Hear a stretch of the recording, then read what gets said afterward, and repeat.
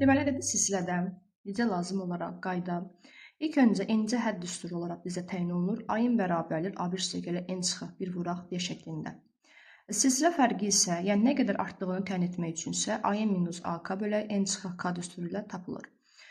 Burada xassə 2 dənə xassəmiz var. Xassə 1 və xassə 2 olaraq qeyd xassə 1-də deyilir ki, ortada duran hədd kənar həddlərin ədədi ortasına bərabərdir. Ədədi orta o deməkdir ki, ədədləri toplayıb sayına bölmək lazımdır. Xassə 2-də isə bizə deyilir ki, əgər indekslərin cəmi bir-birinə bərabərsə, həmin ədədi silsiləni əmələ gətirən silsilələrin də cəmi bir-birinə bərabər olmalıdır. Bir də SN düsturuna görə, yəni incə hədd cəminin tapılma qaydasına görə SN bərabərdir bizdə A1 üstə gələk A-in bölək 2 vuraq n düsturuna görə tapılır. Digər düsturu isə A-nin açılış düsturudur. Burada isə SN bərabərdir bizdə 2A1 üstə gələk n çıxaq 1 vuraq D bölək 2 vuraq n şəklində də tapılır. Biz bunlara deyirik ümumilikdə hər ikisinə cəm düsturu.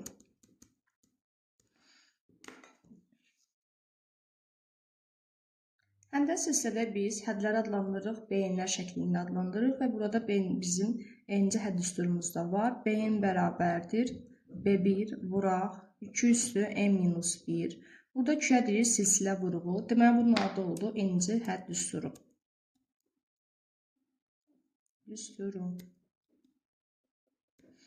Daha sonra bizdə əsas olaraq qaydalarda küünün tapılma qaydası var. Elə həmin tapılma qaydası bu düstura görə tapılır. Yəni BN-1, daha doğrusu BN bölək BN-1 şəklində də tapılır. Və yaxud yaza bilərik ki, Q bərabərdir B2 bölək B1 şəklində. Burada Q-də biz deyirik, adlandırma fərqlidir.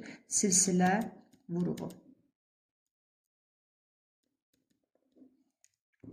Daha sonra bizdə eyni qayda ədədi silsilədə olduğu kimi xassə 1 və xassə 2 var.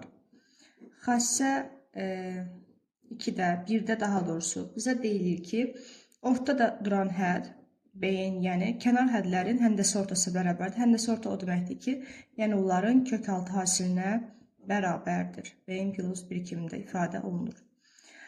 Sonra bizdə xassə 2-də yenə eyni şəkildə də silsilə oxşar şəkildədir. İndekslərin cəmi əgər bir-birinə bərabərdirsə, bu dəfə hasilləri eyni olmalı. Yəni BN vuraq BN bərabərdir. BL vuraq BK şəklində də yazıla bilər. Sonra bizə gəlir yenə SN düsturu. SN düsturu isə bizdə yenə SN bərabərdir B1 vuraq 2 üstü n çıxaq 1 bölək 2 çıxaq 1 şəklindədir. Bir də var bizdə sonsuz azalan həndəsi silsilə. Sonsuz azalan həndəsi silsilədə isə sadəcə bir dənə düsturumuz var. SN bərabərdir B1 bölək 1 minus Q şəklindədir. Deməli, bunun adlandırması oldu cəm düsturu. İkinci yazılımı isə sonsuz azalan həndəsi silsilə.